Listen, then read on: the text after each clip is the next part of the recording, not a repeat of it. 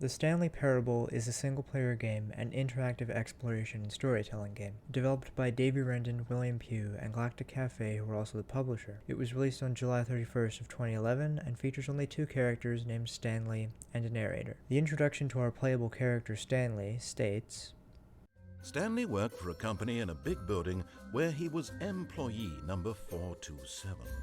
Employee number 427's job was simple.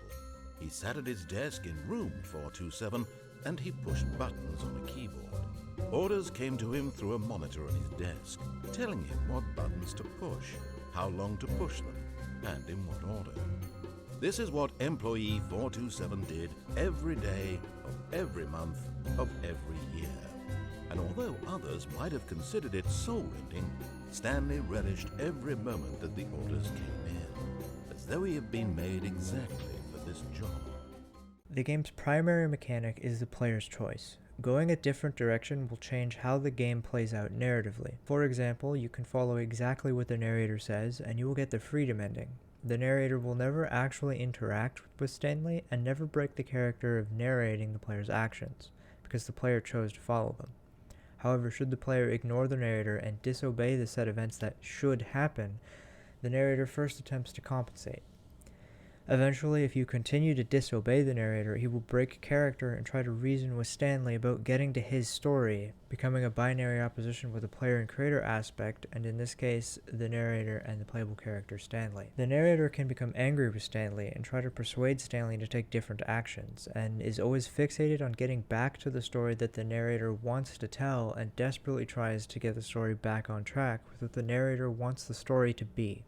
The Stanley Parable features many endings that would all be considered a part of a larger embedded narrative and their own embedded narrative at the same time. Every time the player completes an ending, they are sent back to the start of the game and can get a different ending or go back and see what they missed. However, both the player that plays Stanley and the narrator are aware in-game that they are in a game, and that it resets with every ending. Some of those endings actually being the narrator restarting the game.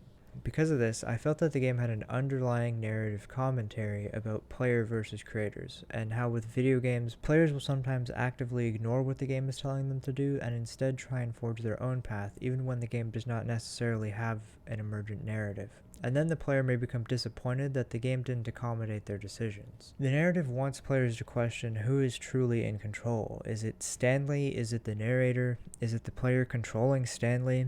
All of these questions are brought up in certain endings. There are also endings that specifically go into the character of Stanley and bring up other themes like mental health, dead-end office jobs, and whether the game is all just his imagination while he's sitting at his desk.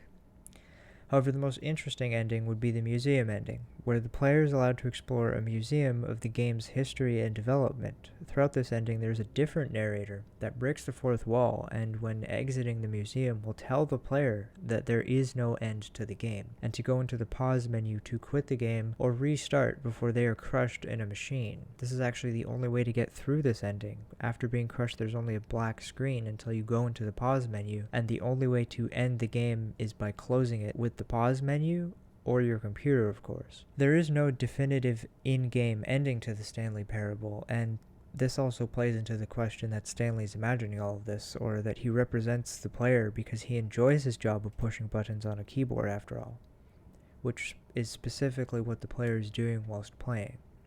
Even the loading screens sometimes break the fourth wall and say that there is no end. The only way to finish the Stanley Parable is to stop playing and close the game. This concludes my critical analysis of the Stanley Parable. Thanks for watching.